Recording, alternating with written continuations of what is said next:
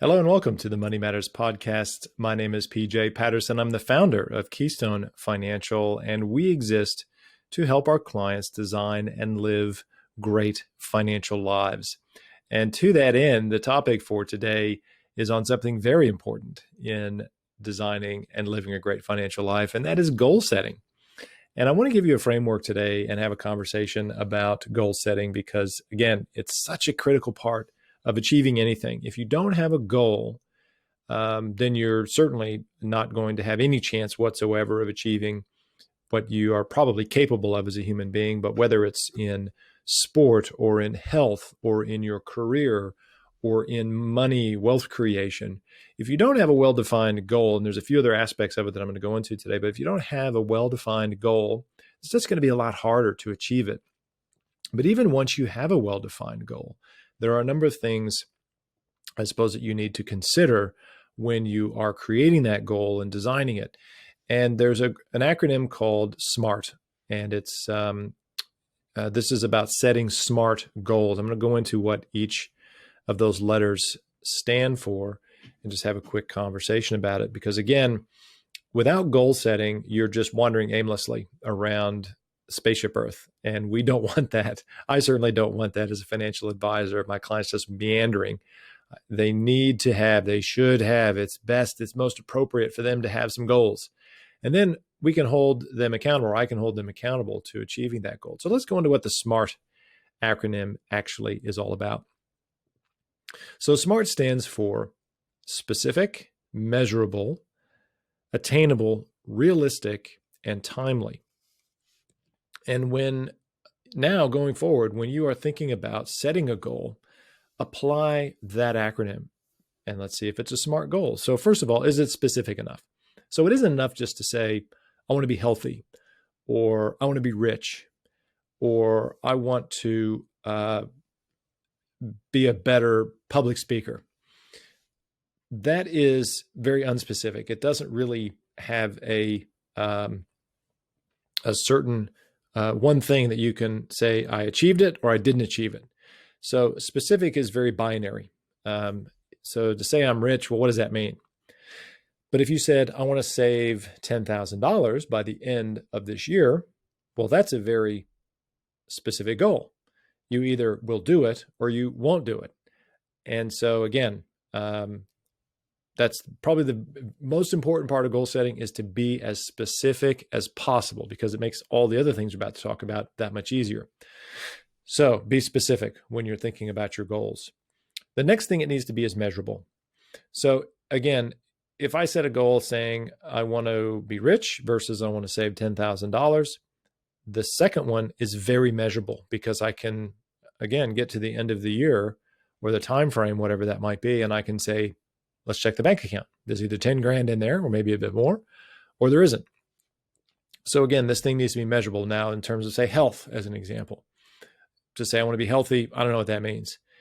But if you say I want to lose 20 kilos, then again, that's a very measurable thing. You can get on a scale on one day, and then at the end of the time frame that you nominate to achieve that goal, we can get on the scale again and see if you've lost the 20 kilos or more or less, but we can see it's measurable.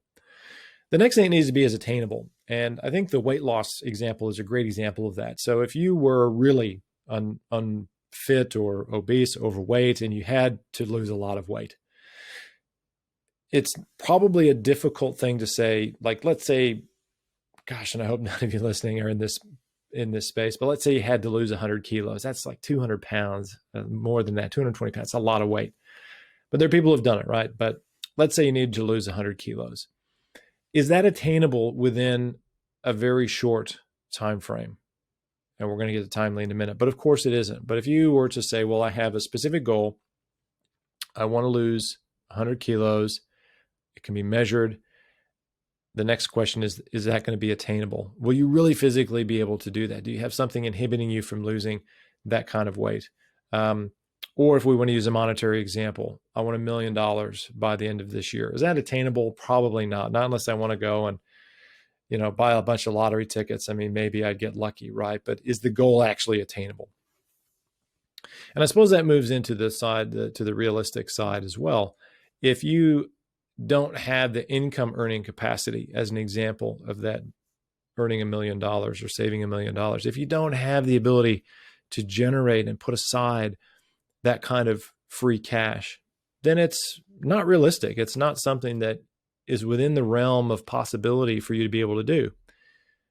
But if you want to save $10,000 by the end of the year, well, sure, that's probably much more realistic of a goal. And then finally, the timely aspect of the SMART goal. Have you allocated the appropriate amount of time to do this thing? And again, I think the example of health and money are two great examples where you need to be realistic about setting the timeline on that. Again, if you were going to try to lose 100 kilos in a month, that's not going to happen. If you wanted to do it in a year, well, maybe that's achievable. 2 years, probably absolutely achievable, because you can break that down into smaller increments and work your way backwards to see what you have to do and the things that you need to do on a consistent basis and measure as you go along to see if you've done that. So there you go. There's the SMART goal approach to setting goals. And finally, I suppose, to close off this particular podcast and this conversation, again, it's so important to identify things in your life that you want to set goals around. And you can have a goal on anything. It could be, and I did this a couple of years ago now with my wife. I said, I want to make sure that every week we go out on a Friday night for date night. That's a specific goal. It's measurable. We either go on date night or we don't. It's something that's totally attainable. It requires me to leave work, 30 minutes before. I normally do a bit earlier, 30 minutes earlier than I usually do. It's realistic. Is that something we can do every Friday? Of course it is. And you know what, if there's 1 or 2 Fridays where there's something on with the kids or whatever, and we miss out, that's probably okay as well. But it's totally realistic. We can both commit to doing that. And it's timely. I'm not saying we're going to go out every night, right? Or anything like that. It's something that we can absolutely achieve. And even if you just said we're going to go on date night 1 time a month or once every 2 weeks, again, that's a really timely and realistic goal.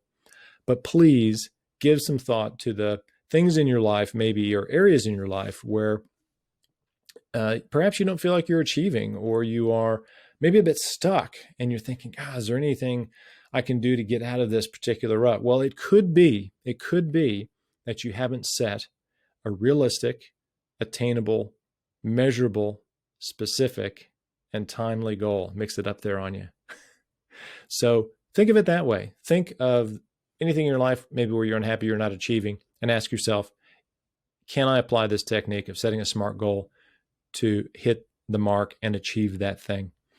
For anybody that's really interested in goal setting and achievement, there's a fantastic book by David Goggins called Can't Hurt Me. That dude is awesome. He's an inspiration. It's an easy read.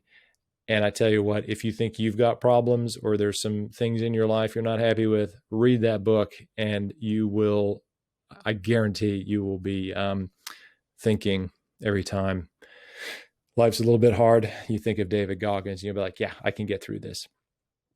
So that being said, ladies and gentlemen, thank you for joining me on this podcast. As always, I wish you all the success with your investing. And if you're interested in leaving a comment or starting a conversation with me about this, please leave something in the comments. Start that conversation. I'd love to hear from you. I'd love to hear your comments on this podcast. And lastly, if you would like to see whether you have developed some wealthy habits and to see how you track with the wealthy habits that I think are very important, I have a scorecard on that. Just go to the website. It's probably somewhere in the link on this landing page. Click on that, take the quiz, and see how you stack up in terms of your wealthy habits. And I'll catch you on the next podcast. Thanks for joining me.